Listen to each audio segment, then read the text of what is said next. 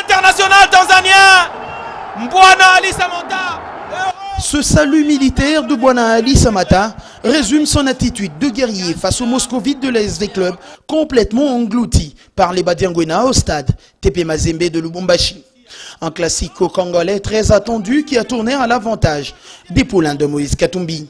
Les ambitions de Mazembe dans ce match sont très claires, pas de traditionnel round d'observation. Les Corbeaux veulent des buts et c'est Samata, le premier qui amène la frayeur dans le camp adverse à la 6e minute de jeu. Il n'y aura pas de pénalty sur cette action. V-Club n'aura pas le temps de se remettre sur l'action qui suit. Son éternel bourreau Renford Kalaba ouvre le score, servi par Solomon Asante. Renford de Kalaba, c'est lui le Zambien qui trouve le chemin des filets. Après seulement 8 minutes, Jean-Marc Nkoulou Kassongo, Mazembe qui a dominé le début. Mazembe domine bien son sujet, mais a failli encaisser un but sur une erreur en défense. Le temps court et il faut une action en solo pour l'SV Club de Patou et Bunga pour ramener les deux équipes à égalité après un slalom parti du milieu de terrain. L'égalisation de la SV Club.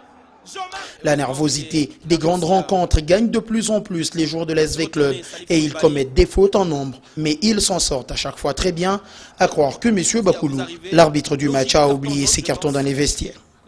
Cette situation n'entame en rien la détermination des Louchois. Des occasions d'alourdir le score, le TP en a eu en grand nombre, mais à chaque fois il y a l'Omboto ou encore le coup de sifflet pour un hors-jeu peu évident. Un but partout sera le score à la pause. L'arbitrage est au centre de toutes les discussions. Viendront ensuite le Samata Show. Le Tanzanien enverra par 3 fois Lomboto ramasser le cuir au fond de ses filets en cette seconde période. 6 minutes à peine après la reprise, il donne de l'avance à son équipe sur le coup franc bien tiré par Jean Kassoussoula Kilicho, le latéral gauche. La tête de Mbwana Ali Samata, c'est dedans. C'est dedans. C'est le Tanzanien Mbwana Ali Samata pour cette petite danse. La défense de l'SV Club est complètement aux abois. 8 minutes après, Mazembe marque un 3e but. Mais M. Bakoulou siffle un hors-jeu purement imaginaire. Salif Koulibaly est loin, bien loin de l'être. Mazembe en quart de finale. Mais attention, il y a encore beaucoup de minutes. C'est quand même avec l'adversaire. 3e but. Regardez sur ces images, il y a 7 joueurs de l'SV Club devant lui. Il est venu de derrière, on revoit ses centres. Oh, je ne vois pas ce qu'il a sifflé. Je ne vois pas ce qu'il a sifflé. Hein. C'est quand même inquiétant que ce but ne soit pas validé. La domination de Mazembe est sans pareil, elle finira par payer pour la 3e fois du match. Tout part d'une longue relance de Robert Kidiaba, dédié par Samata en milieu de terrain. Gladson Awako, dans son pressing, gêne le dégagement des défenseurs centraux Mondo et Mampuya avant de subtiliser le ballon et le laisser généreusement à Mbwana Ali Samata pour le 3e but de Mazembe, son 2e personnel. Le 3e but et c'est l'international tanzanien Mbwana Ali Samata, héros monumental dans la défense de la SV Club. À 5 minutes de la fin, Daniel Adjei, déjà bon tout le long du match, jaillit devant Héritier Louvumbu pour récupérer cette balle sur une remise mal effectuée et la donne à Mbwana Ali Samata. Dans sa course et d'un crochet extérieur, celui-ci s'est remis dans le sens de but. Il va passer le 4e but, le triplé de l'international tanzanien, Le coup de chapeau. Et ça fait 4 contre 1. Le scénario est non seulement insoutenable, mais inimaginable pour les moscovites de l'SV Club. Le visage effaré de Ibengue explique très clairement la situation.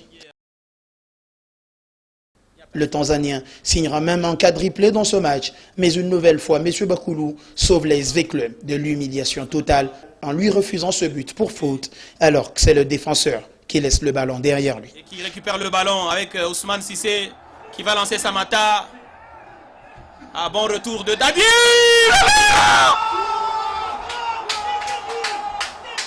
Non, le drapelet de l'arbitre. Le drapelet de l'arbitre qui est élevé. C'est but de Samata et c'est lui de Salif Koulibaly. Pour moi, c'est des buts qui devraient compter. 4 contre 1, score final. V-Club reçoit une sacrée claque en ses débuts des playoffs. Mazembe est largement supérieur. Et Florent Ibengue, l'entraîneur de l'ASV Club, le reconnaît bien.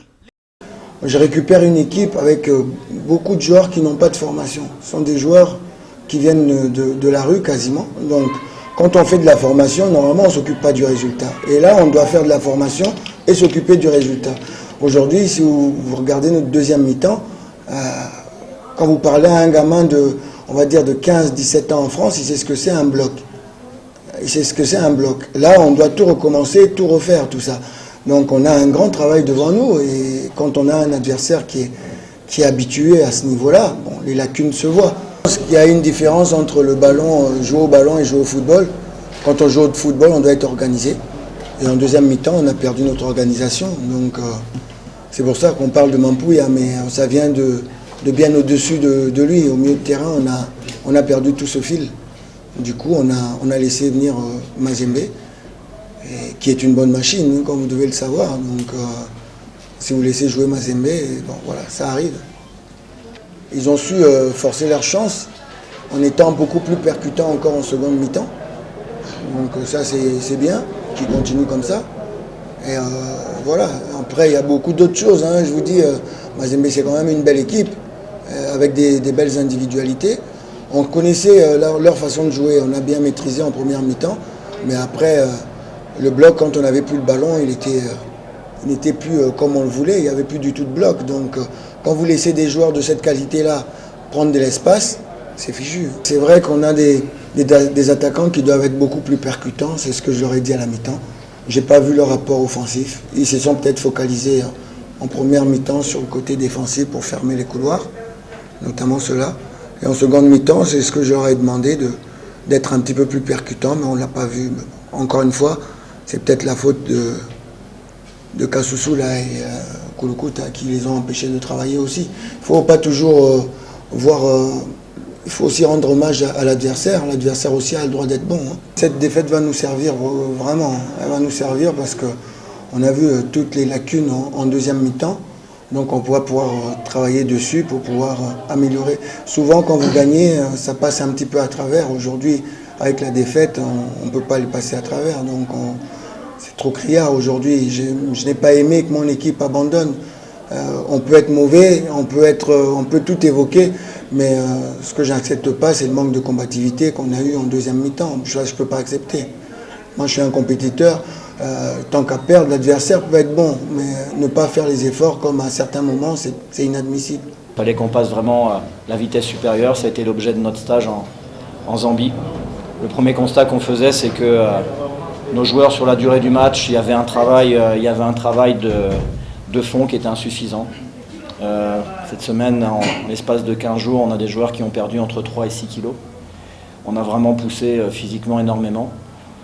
Voilà, c'est plus, en tout cas, on va dire un match référence. On en cherchait un depuis le début de saison avec un groupe remodelé, avec, comme vous le savez tous, le départ de joueurs majeurs. Maintenant, le TP Mazembe, les joueurs, les entraîneurs passent et le TP Mazembe doit rester au sommet. Il y a une exigence de nos supporters qui, nous aussi, que ce soit les joueurs, le staff, nous a incités à modifier les choses pour déjà arriver à proposer plus de spectacles et tout en arrivant également à être plus efficace. On l'a vu encore aujourd'hui, en première mi-temps, on a, je crois, 6 ou 7 occasions nettes qu'on ne concrétise pas.